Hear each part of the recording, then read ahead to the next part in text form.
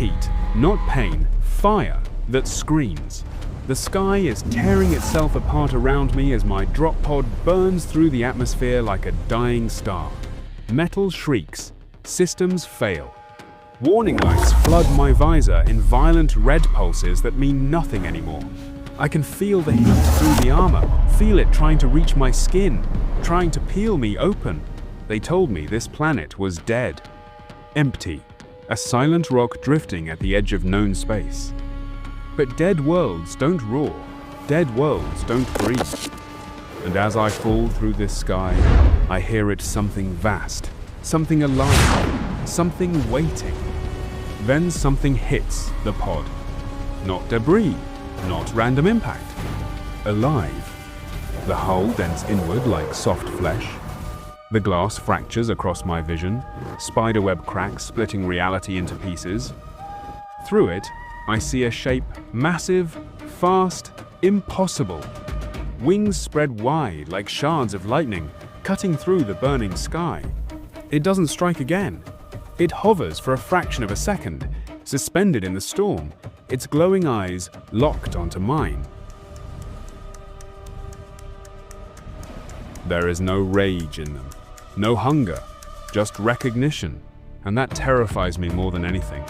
Then it lets out a scream, deep, echoing, ancient, and the sky erupts into chaos.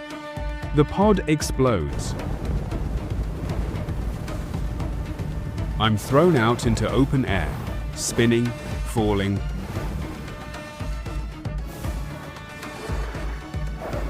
Completely exposed. The wind tears past me like blades. My armor struggles to stabilize, but fails. I am no longer a soldier. No longer in control, just a body falling towards something unknown. And then I see them, hundreds of those creatures, maybe thousands, filling the sky like a living storm. They move with precision, not chaos. They are hunting, coordinated, intelligent. This isn't wildlife. This is an ecosystem with a purpose. I hit the jungle like a meteor. The impact crushes the ground beneath me, sending shockwaves through thick, glowing mud that splashes upward in slow, unnatural arcs. For a moment, everything goes silent. My systems flicker. My breathing is loud inside my helmet. I try to stand, but something feels wrong. The air is thick, almost liquid, filled with floating particles that glow faintly in shades of blue and violet. The trees tower above me, but they aren't trees, not really. Their surfaces pulse slowly, like veins under skin. The ground beneath my feet shifts ever so slightly, as if the planet itself is aware of my presence. Then I hear movement. Not loud, not aggressive. Controlled. I turn slowly, scanning the shadows between the towering structures. At first, I see nothing. Then, eyes.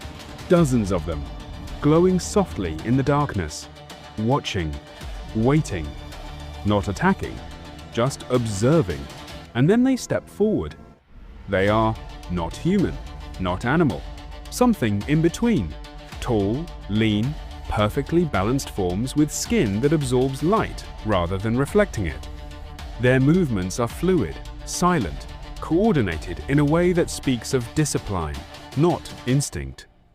Their weapons are raised, but not trembling. They are not afraid of me. They are measering me. One of them steps forward, a female, and everything changes. Completely human, beautiful, but not in a soft way, in a way that feels sharp, intentional, dangerous. Her eyes hold mine with a calm intensity that strips away everything I thought I understood. She doesn't look at my armor, doesn't assess me as a threat. She looks at me like she already knows who I am. "You came back," she says. The words hit harder than any weapon. Back? I've never been here. Before I can respond, the sky above us splits open. Massive black shapes tear through the cloud ships.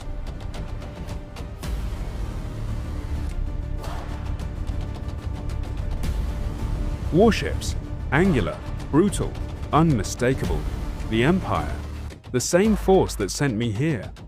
The same force that trained me, shaped me, turned me into what I am. They weren't supposed to arrive yet. This wasn't the mission. Unless they didn't send me here to explore. They sent me here to lead them. The first strike hits seconds later. A beam of white-hot energy slams into the jungle, vaporizing everything it touches. The ground ruptures. The air ignites. The creatures above respond instantly, diving from the sky in coordinated waves.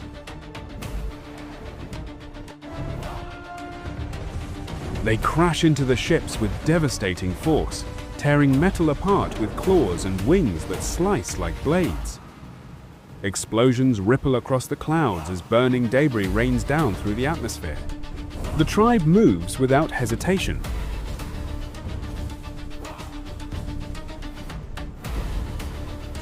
No panic, no confusion. They were ready for this. The female grabs my arm and pulls me toward one of the massive winged creatures. Up close, it's even more overwhelming: muscle, bone, energy, all working in perfect harmony. It lowers itself toward us, and for a moment, I hesitate. Then she says one word: ride. I don't question it. I climb onto the creature's back, gripping tightly as it launches into the sky with explosive force. The world drops away beneath us. Wind roars past.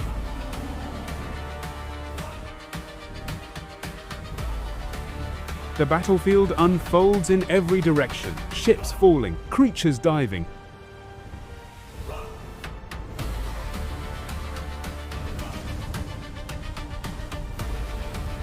Fire consuming the jungle below. This isn't just a battle, this is survival on a scale I was never prepared to understand. We land on a high cliff overlooking the chaos. For a moment, there is distance, silence, space to think. She turns to me again. You don't remember, she says. I shake my head, but something inside me tightens. She steps closer, reaching toward the base of my skull. Pain.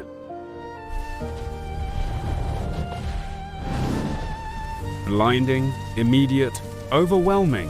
And then, memories. Fragments at first, then clearer. This world, this sky, running through fields as a child, laughing, flying alongside those creatures. Not as a soldier, not as a weapon. As one of them. Then fire, screams, ships descending, the Empire, taking me. Not sending me, taking me. I stagger back, breathing hard, the weight of realization crushing down on me.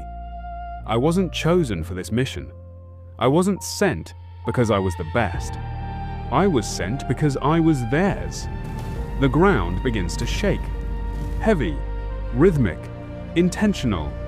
Empire forces land in massive numbers, flooding the jungle with armored soldiers. Their formation is perfect, their movements mechanical, and at the center of it all, standing above the chaos like it belongs to him, the commander. He looks directly at me and smiles.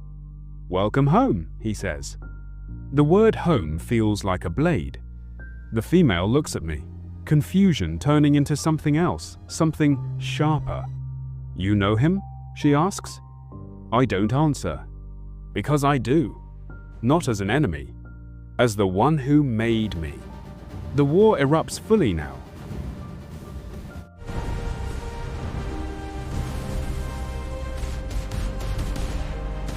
The tribe charges. The sky creatures dive again and again.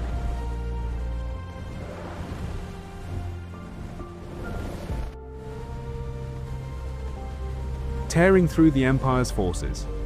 Energy weapons fire in relentless streams, cutting through bodies, through earth, through everything.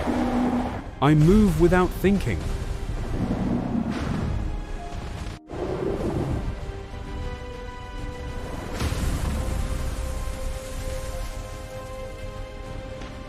My body reacting faster than my mind can process.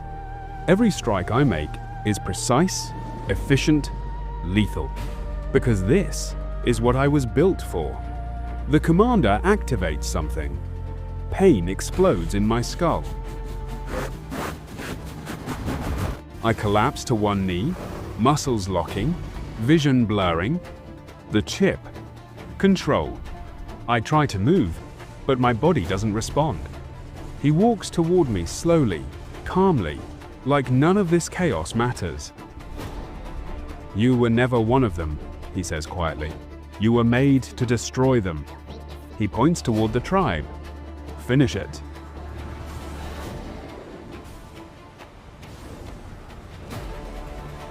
My body begins to rise. Not by choice. The female stands in front of me now. She doesn't step back, doesn't raise her weapon. She just looks at me. Not with anger, not with fear, with disappointment.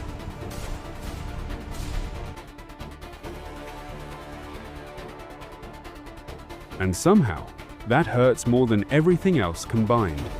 Choose, she says. And for the first time in my life, I do. Something breaks inside me.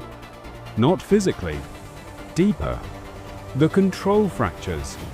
My body jerks, resisting the command. Then, it stops. Silence cuts through the battlefield for a fraction of a second as I turn not toward the tribe, but toward him. I attack. The commander doesn't move, doesn't panic. He simply watches as I close the distance between us. And then he laughs.